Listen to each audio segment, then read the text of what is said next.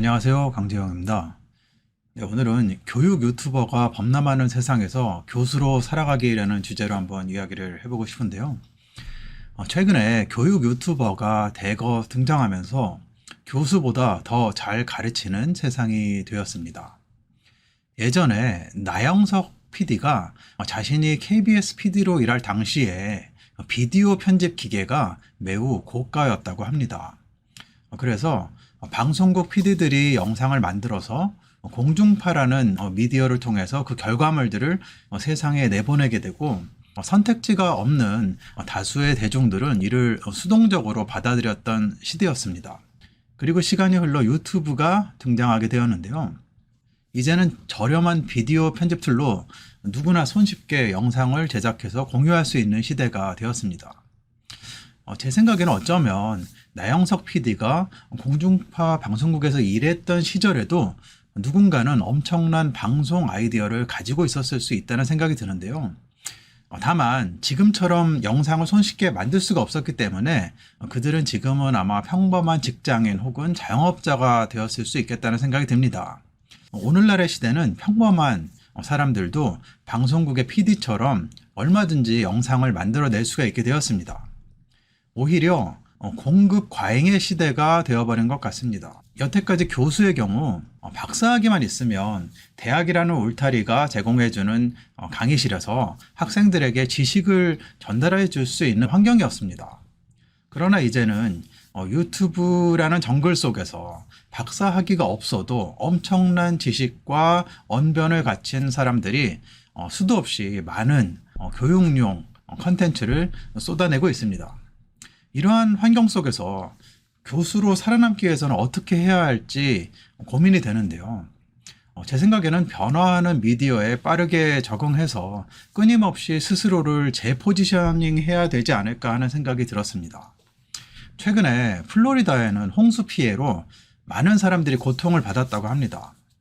그래서 그 당시 집을 수리해 주거나 나무를 치워주는 인력이 매우 부족해서 인건비가 엄청나게 올랐다고 합니다. 그래서 그 소식을 들은 주변 주의 노동자들이 돈을 벌기 위해서 플로리다로 잠시 몰려든 적이 있었다고 합니다. 공급자들이 늘어나면 가격은 하락되면서 안정되게 됩니다. 예전에 노자가 이야기했듯이 물은 위에서 아래로 흐르고 기회가 있는 곳에 공급자는 늘어나기 마련입니다. 제 주변에도 교수님들 중에 유튜브를 시작하는 모습들을 접하게 됩니다. 아직은 전문 교육 유튜버들에 비해서 영상 퀄리티는 좀 떨어지지만 그 해당 채널을 보면 엄청난 인사이트를 주는 작은 채널들이 많이 있습니다. 저는 앞으로 이런 채널들이 더 늘어날 거라고 생각합니다. 지금까지의 유튜브는 돈을 벌고자 하는 사람들이 주도하는 시장이었습니다. 그러다 보니까 더 자극적인 영상으로 구독자와 조회수를 올리려는 동기와 힘이 큰 작용을 해왔습니다. 그러나 어그로를 끌게 되면 반작용이 따르게 되고 유튜브 운영에도 문제가 생기는 사건들이 발생할 수 있습니다. 그래서 대형 유튜버들도 어떤 계기로 인해서 운영을 멈추게 되고 사라지는 경우도 종종 볼 수가 있습니다. 그래서 저는 오히려 유튜브가 페이스북처럼 변할 수 있다고 생각을 하는데요. 즉, 돈을 목적으로 하지 않는 사람들이 자신의 어떤 소소한 일상과 생각들을 올리는 매체로 대중화, 보편화 될 거라는 생각이 듭니다. 그 이유는 이제는 누구나 손쉽게 영상을 촬영하고 편집할 수 있게 되었기 때문입니다. 그러나 한편 유튜브가 대기업화되는 양상도 보일 거라고 생각합니다. 즉, 거대 유튜버들이 엄청난 자금과 인력을 쏟아부어서 만들어내는 형태의 유튜브 채널입니다.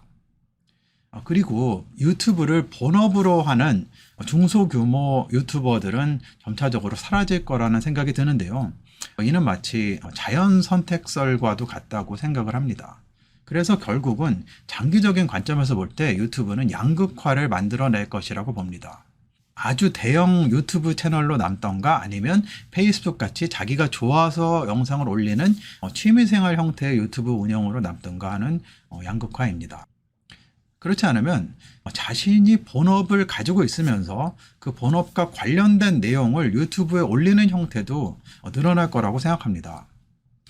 다시 교수의 영역으로 돌아가서 생각해 보면 교수가 교육 유튜버들과 비교해서 어떤 차별점을 가지는지 한번 고민을 해보게 되는데요. 제가 느끼기에 교수는 학문적인 명예를 소중하게 생각하는 가치관을 지켜내려는 그런 성향이 크다고 생각합니다. 교수의 특성상 연구실에 조용히 틀어박혀서 논문을 쓰는 그런 내성적인 삶과 또 강의실에서 많은 학생들과 마주치며 지식을 전달하는 외향적인 삶이 공존한다고 생각을 합니다. 그렇기 때문에 앞으로 이 중간 어디쯤에 유튜브가 어떤 역할을 하게 되지 않을까 하는 생각을 해봤습니다. 네, 시청해 주셔서 감사드립니다.